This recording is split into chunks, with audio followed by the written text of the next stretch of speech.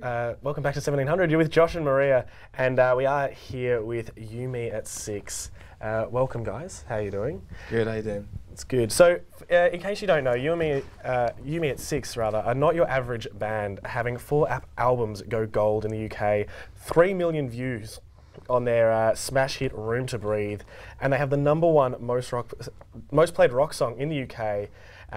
And there's so much more going on. You guys were tearing up the rock scene over here in Australia as well. And you guys are playing at Groovin' the Moo tomorrow, if I'm correct.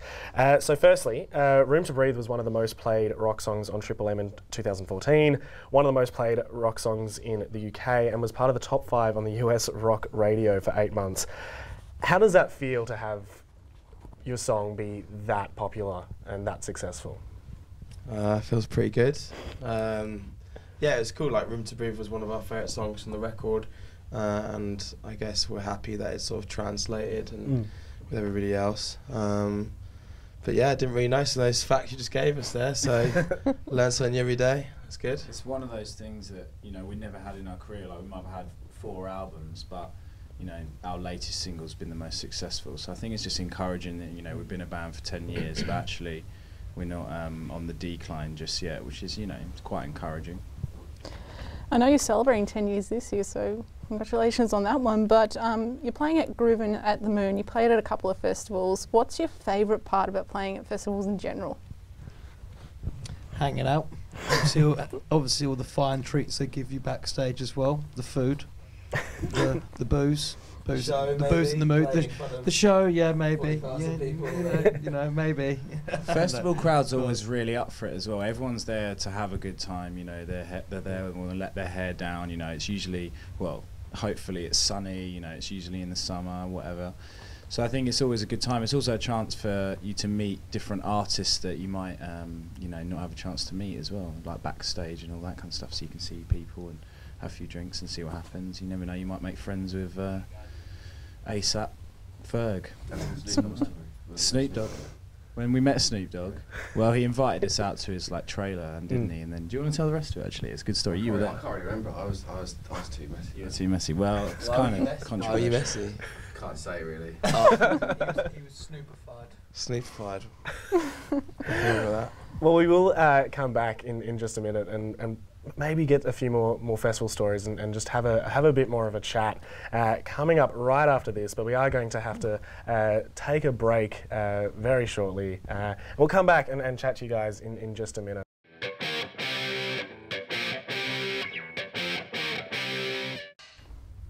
Welcome back to 1700 with Josh and Maria, and that was Tired Lion with I Don't Think You Like Me on 1700. Right now, though, we are joined by Yumi at 6. Now, I know you got your first UK #1 album, so how did that feel to be told, you got a #1 in your own country? That was obviously pretty insane. It was something that we've been building towards for, I think probably when we first started recording Cavalier Youth, it was always the aspiration for that record. And yeah, to get it was very, very surreal. And it's a kind of accolade that, isn't something that is taken lightly. It's something that you always want to achieve at some point in your career if you can. So very, very stoked. We'll always be able to say we knocked Beyonce off #1, so I'm quite happy with that. Don't know about anybody else. But okay. No, I back that. It is me. Yeah. Respect her. Well, that's as you said, quite an accolade. And you've also got 4 gold albums, which we mentioned in the intro. What is the secret to creating a gold album? Because clearly you guys have got it down pat after four tries. You're doing something right. Yeah, I guess. Don't know, perseverance. Just the fans, really. Yeah, they've gone out and bought it, haven't they? Initially, with the first album, they obviously found us, and I think it's just the hardest thing is trying to keep them, on your side as the albums progress. And I think we've obviously managed to do that over the 4 albums. So what does it mean to go gold? Because I'm not sure what exactly is going gold. You get invited to the Queen's house. Seriously. Wow.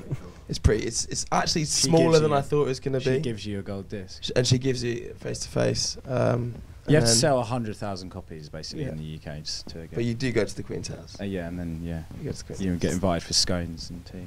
Scones. Speaking of the Queen, is there a way you have to address her? Yeah, it's sort of like, yo, what's up, man? How you doing? That's how you got to do it. Yeah, she likes to keep it thuggy. Thug life. Thug life. That'd be a great thug life video of the Queen. It's so good. So, that being said, that means you've met the Queen 4 times. Yeah. Are there any in-jokes running with the Queen? That's... It's two, you know. She can't remember. She can't remember. It's always Each time we meet her. It's always gin o'clock when we see her. Nice to meet you. She's a We've met crazy you old before, girl. Mum. Come on. No, you're getting old now. So, when you come down to Australia, you have always had sold-out shows. Do you feel like it's like the love of rock and roll music here in Australia that sort of keeps people going back to your gigs? I think so, yeah, and I think we've been very fortunate over here. We've done some great stuff with Soundwave touring over here to great festivals. Just played with Paramore a bunch of times over here, so we've always come over and played in big environments, and we've been lucky to do cool headline stuff. Would you say? Just the Commonwealth, really, isn't it? And it is the Commonwealth, yeah. We're all part of the same little club, us English and Aussies. So. Queenie loves it. It's different over here because you actually play rock music on the radio, whereas the rest of the world, like, sort of, it's rock, but, you know, not like you guys like it. So I think, you know, it's obviously deeply embedded in your culture. We love rock and roll music. Yeah. Well, to get more information on You Me at 6, you can head to www.youmeat6.co.uk and facebook.com/1700. And if you want to catch this interview again, head over to the Facebook page. All the stuff's going to be there. You are watching 1700 with Josh and Maria. Thanks for joining us, guys. Thank you. Pleasure, thank you.